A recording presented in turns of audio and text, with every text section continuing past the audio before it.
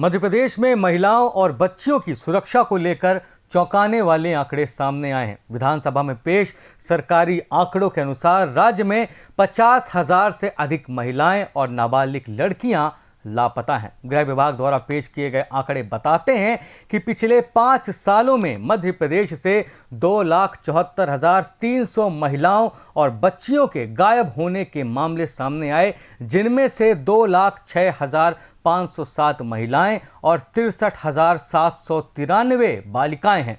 हैरान करने वाली बात यह है कि सिर्फ इसी साल जनवरी के महीने में 3,000 से ज्यादा महिलाएं और बच्चियां गायब हुई हैं। दरअसल कांग्रेस विधायक विक्रांत भूरिया ने विधानसभा में गृह विभाग से साल 2020 से लेकर 2026 तक प्रदेश के सभी जिलों के थानों में महिलाओं और बालिकाओं के लापता होने की दर्ज शिकायतों की जानकारी मांगी थी, जिसका जवाब 18 फरवरी को पेश किया गया और आंकड़े चौंकाने वाले सामने आए। महिलाओं और बच्चियों के लापता होने के मामले में इंदौर, भोपाल, ग्वालियर, जबलपुर, उज्जैन और रीवा टॉप पर हैं। ये वाकई चिंता की बात है कि मध्य प्रदेश इस मामले में पूरे देश में सबसे पहला स्थान रखता है, जहां इतनी बड़ी संख्या में बच्चियां और महिलाएं लापता हो रही हैं। क्योंकि अभी तक 2 लाख महिलाएं मध्य प्रदेश से गायब हुई हैं और 65,000 मासूम बच्चियां मध्य प्रदेश से गायब हुई हैं। और इसलिए दुख की बात है क्योंकि आज भी 50,000 मासूम बच्चियों का और महिलाओं का कोई भी नामो निशान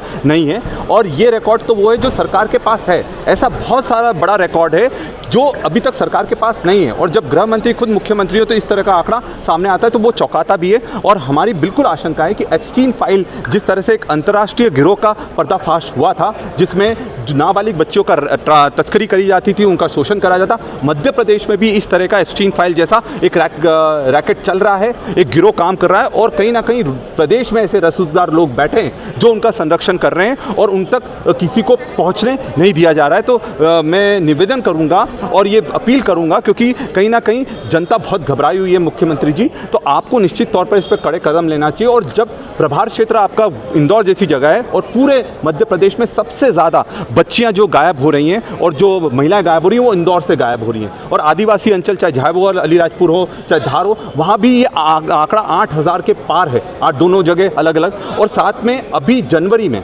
ये आंकड़ा ध्यान दीजिएगा, जनवरी में अभी तक 28 दिन के अंदर अंदर 3,000 से ज़्यादा बच्चियां और महिलाएं गायब हो चुकी हैं मध्य प्रदेश में।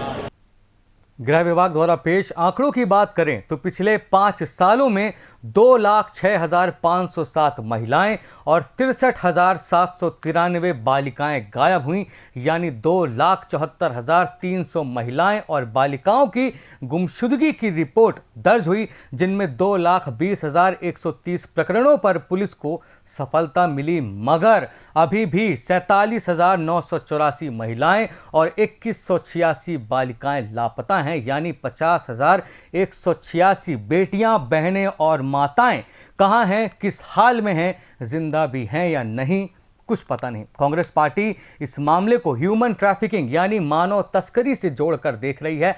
खासकर बदनाम जेफरी एप्स्टीन जैसे मामले से कांग्रेस विधायक का कहना है कि मध्य प्रदेश में एप्स्टीन की तरह मानव तस्करी गिरोह संचालित हो रहा है, जिसमें बड़े पैमाने में लोग शामिल हो सकते हैं।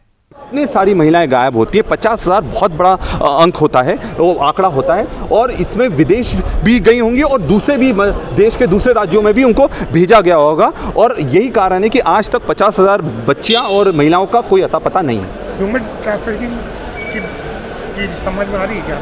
100% एप्स्टीन फाइल वही तो है जिसमें विदेश में बड़े बच्चियों का, जो नाबालिग बच्चियां थी, उनकी ह्यूमन ट्रैफिकिंग हुई, तस्करी हुई, उसके बाद उनका शोषण करा गया और बड़े बड़े लोग इसमें शामिल थे।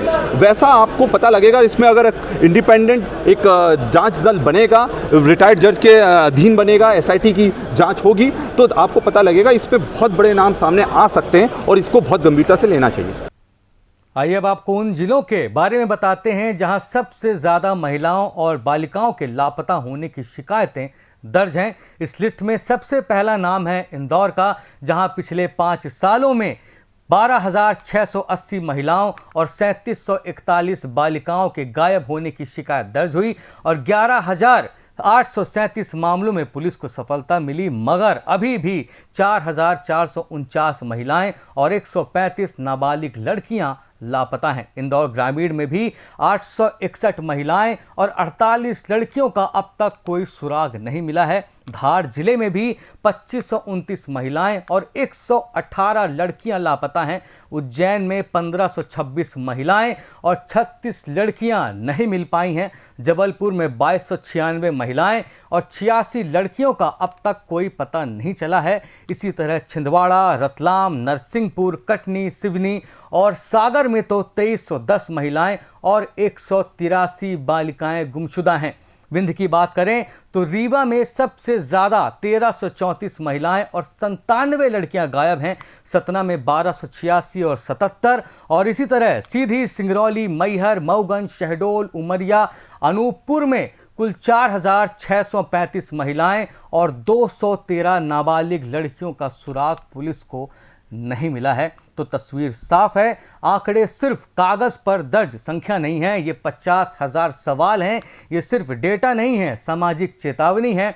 प्रदेश के बड़े शहरों से लेकर विंध्य और आदिवासी अंचलों तक कहीं न कहीं सुरक्षा तंत्र में दरार दिख रही है। और अगर इतने बड़े पैमाने पर महिलाएं और बच्चियां गायब हो रही हैं तो सवाल सिर्फ कानून व्यवस्था का नहीं बल्कि सिस्टम की जवाबदेही का है। कांग्रेस इसे मानव तस्करी के एंगल से देख रही है, सत्ता पक्ष इसे पुलिस की सक्रियता और रिकवरी रेट से जोड़ रहा है, लेकिन जमीनी स्तर पर परिवारों के लिए सियासत से ज़्यादा ज़रूरी है जवाब। 50,000 से ज़्यादा महिलाएं आखिर कहाँ हैं?